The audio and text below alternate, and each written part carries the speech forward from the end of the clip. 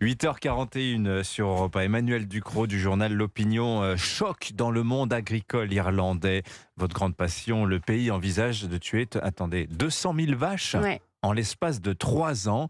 Et c'est une solution radicale qu'a adopté le pays pour faire baisser son bilan carbone. Ouais, on parle bien de tuer 65 000 bovins par an sur 3 ans. Pas à faire baisser le cheptel en limitant les naissances, ça prendrait un peu plus de temps. Effectivement, c'est assez massif et c'est totalement radical. Alors, l'Irlande s'est en effet fait rappeler à l'ordre par l'Union européenne après avoir soumis son plan stratégique national agricole pour la prochaine PAC, la politique agricole commune. Comme tous les pays le font, pour expliquer comment ils vont transcrire la politique agricole commune 2023-2027, chacun à leur échelle nationale. En Irlande, le secteur laitier a fait du gras après la fin des quotas européens de production de lait en 2015. Le pays s'est hissé parmi les plus importants producteurs européens de produits laitiers. Le nombre de vaches a augmenté de 40% en 10 ans. Il y a 6,5 millions de vaches en Irlande, plus que d'Irlandais puisqu'ils sont 5 millions. Et selon la Commission, si Dublin veut réduire d'un quart les émissions de gaz à effet de serre de son secteur agricole d'ici à 2030, comme on le lui demande, eh bien pas le choix. Il faut tailler dans le secteur le plus actif de l'agriculture irlandaise, c'est-à-dire l'élevage bovin. Les Pays-Bas se sont fait rappeler à l'ordre de la même manière, ce qui pourrait se traduire par la disparition de 30 à 50% des élevages du pays, mais de manière un peu plus lente.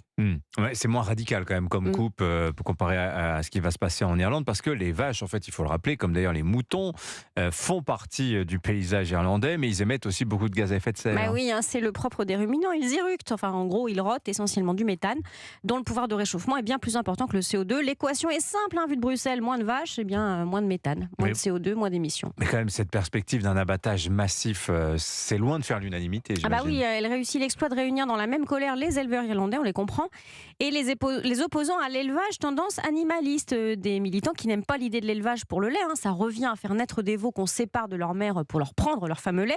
Mais pour autant, ils ne sont pas prêts à accepter l'idée que pour en finir avec l'élevage, il faille massivement mettre à mort des animaux. Alors, il y a, au-delà de l'argument purement moral, la fin de l'élevage, c'est pas forcément la panacée écologique non plus. Ben oui, l'écologie, c'est beaucoup plus compliqué que de simplement éliminer les vaches. En France, il y a quelques semaines, la Cour des comptes avait lancé un rapport polémique qui préconisait de réduire drastiquement le cheptel bovin. Alors, elle ne donnait pas de chiffres aussi précis qu'en Irlande, mais en creusant un peu, on avait pu se rendre compte que ça avait des effets indésirables. D'abord, une réduction de la surface des prairies, des surfaces qui ne sont souvent pas arables, on ne peut rien y faire pousser d'autres. Ça veut dire des paysages qui se referment et puis une forme de biodiversité qui disparaît parce que la prairie, c'est, de ce point de vue, comme pour la gestion de l'eau, un espace absolument fantastique. En Europe, les animaux sont essentiellement élevés sur de la prairie. Et puis, le deuxième effet qui se coule, si on peut dire, c'est que de réduire l'élevage, ça ne veut pas dire qu'on cesse de consommer des produits laitiers. La consommation augmente même en Europe. Ça se traduit par quoi ? Par une hausse massive des importations. Du lait venu de loin, produit avec des bilans carbone bien moins bons que les bilans européens, puisque les animaux ne sont pas à l'herbe. Ça veut simplement dire déplacer le problème et les émissions de gaz à effet de serre. Alors ça, globalement, la Commission européenne a du mal à l'intégrer dans ses politiques dites vertes. Les vaches irlandaises seront peut-être les victimes de cette difficulté à tirer les fils de nos ambitions jusqu'au bout. Merci beaucoup Emmanuel Ducrot du journal L'Opinion. 8h44 sur Europe 1. Le club de la presse Europe 1 dans un instant. Benjamin Morel, Mathieu Boccoté. À tout de suite.